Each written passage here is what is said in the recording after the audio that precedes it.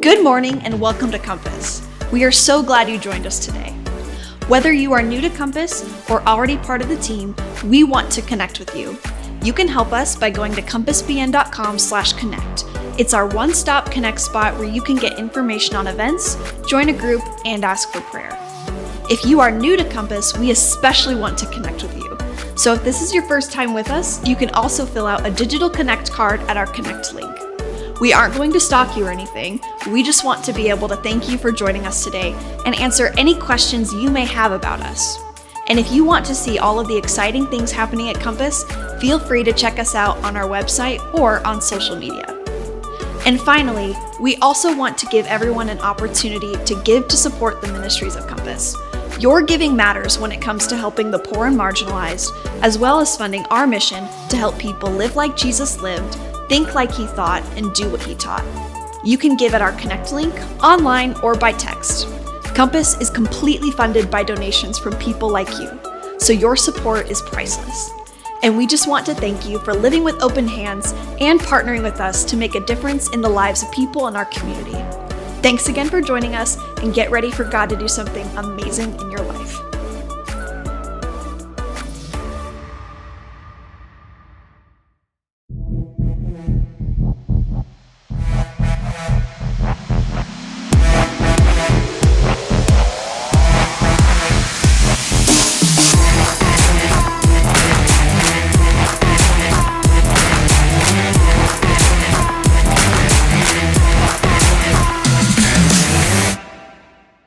Well, welcome back. I am Chris Chandro, the pastor at Compass, and I'm delighted to have you with me today because this is it. This is the last week in our Uncertainty message series.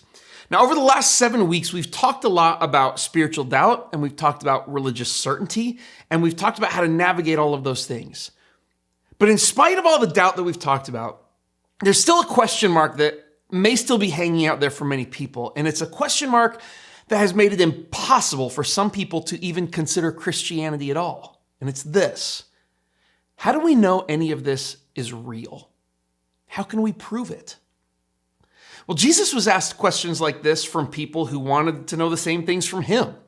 They wanted to know for sure if he was the Messiah. He was asked questions like this from people who wanted him to give them some sort of a sign or miracle that would conclusively prove that he was the Messiah. But when people came to him looking for proof, he almost always disappointed them.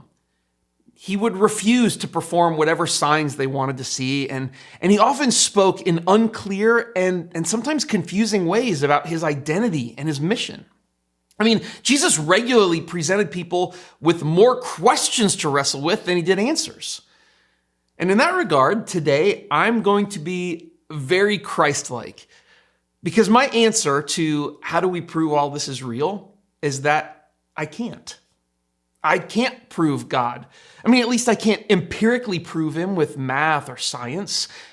I can't use my senses to see, hear, taste, touch, or smell God. He exists beyond the quantifiable ways we measure and understand our physical world, which is a problem for some people. Because if there's no empirical evidence, how can we ever be certain about God? Now, the answer for some Christians is to approach the Bible itself as a fully literal scientific text. And so they seek to prove God by matching up what we can observe in our physical world with the ancient writings that are found in the Bible, particularly in the Old Testament. And that's how we end up with things like the Creation Museum in Kentucky, which attempts to explain the origins of the universe based on a literal reading of the book of Genesis. And the Creation Museum comes complete with a recreation of Noah's Ark that's built exactly from the specs found in the Bible. It has a dinosaur exhibit that's based on a biblical timeline of history rather than what the fossil record says. And it even has a replica of the Garden of Eden, which I would assume has no naked people, but I'm not positive. And while this may be a fun vacation for some Christians to take, trying to contort the scientific observations of the physical world to fit the ancient writings of the Bible can be problematic. For example, let's take Billy.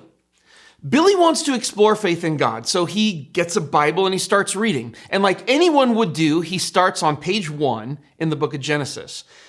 And the first thing it says is that God created everything in 6 days. Now, Billy's confused by this because all of the scientific evidence shows that the Big Bang was the initiating event that brought everything into existence, and that happened 13.8 billion years ago. And that it took hundreds of millions of years after that for what we now see in the universe to have developed from the Big Bang.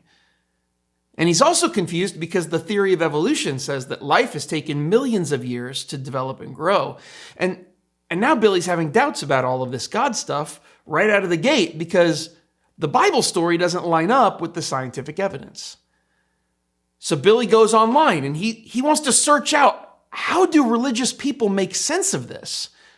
And then he sees theories, like one that says that Noah had dinosaurs on the ark, but they were baby dinosaurs rather than full-grown ones, and that's how they fit.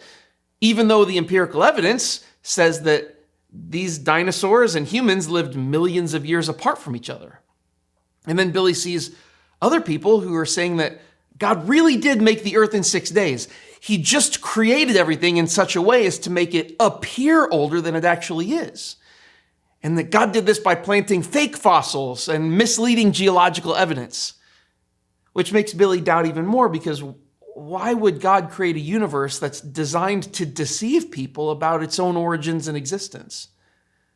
So Billy puts down the Bible after reading only 2 chapters because he can't believe that it's a literal history, and also because of the pretzels that so many Christians are twisting themselves into in order to defend it as literal and scientific. Which brings us back to that fundamental doubt. How do we know any of this is real? How can we prove it? Well, like I said, I don't have empirical proof today, but I do want to talk about something that Jesus said in Matthew 11:27. And I understand that this may be circular reasoning, talking about the Bible to prove the Bible, but let's look at what Jesus says here. Jesus said, "My Father has entrusted everything to me. No one truly knows the Son except the Father, and no one truly knows the Father except the Son, and those to whom the Son chooses to reveal him." Now, I think the clearest thing Jesus says about understanding God and reconciling our doubt is found in that last sentence. No one truly knows the Father except the Son, and those to whom the Son chooses to reveal him. You see, God is not an equation to be solved or a theory to be proven. If he's there, he's a person to be revealed. And check this out. The original Greek word that's used here for reveal is apocalypsi, which is where we get the word apocalypse. Apocalypse in the original Greek, it didn't mean the end of the world like it has come to mean in our culture. Apocalypse meant to uncover or reveal something in dramatic fashion. It brings to mind a theater with a large stage and a packed audience filling all the seats, and the house lights dim and the crowd goes silent as a spotlight hits the stage. And then the curtains slowly pull back to reveal what everyone has been waiting to see. And Jesus says that the only way to truly know God is to experience this kind of personal apocalypse, this grand revelation of himself to us. Now, let me give you an example of someone who experienced this in a way that radically changed their life, and it's a man named Saul. Saul lived in first century Jerusalem. He was as righteous, upstanding, and religious a Jew as you were going to find anywhere. He was raised in the faith, and so he would have had the first 5 books of the Torah, which we would have known as the Old Testament, Genesis, Exodus, Leviticus, Numbers, Deuteronomy. He would have had all of that completely memorized by age 10. And then Saul was chosen to be a disciple of the Rabbi Gamaliel, who held a senior position on the Jewish High Council. And this was a guy who was known as one of the greatest teachers in all of Judaism. Saul knew the scriptures. He followed all the religious laws. He had a great teacher. Saul was a religious man fully committed to God. And look at what it says in Acts chapter 9 about him. It says, "Meanwhile, Saul was uttering threats with every breath and was eager to kill the Lord's followers. So he went to the high priest. He requested letters addressed to the synagogues in Damascus, asking for their cooperation in the arrest of any followers of the way he found there.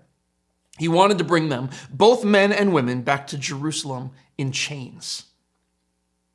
See, the problem was that good, righteous Jews like Saul, they thought that followers of Jesus were heretics. And because Saul was so zealously committed to his faith, he devoted himself to destroying Christianity, and that's where we find him on the road to Damascus. And the story continues. As he was approaching Damascus on this mission, a light from heaven suddenly shone down around him. He fell to the ground and he heard a voice saying to him, "Saul, why are you persecuting me?"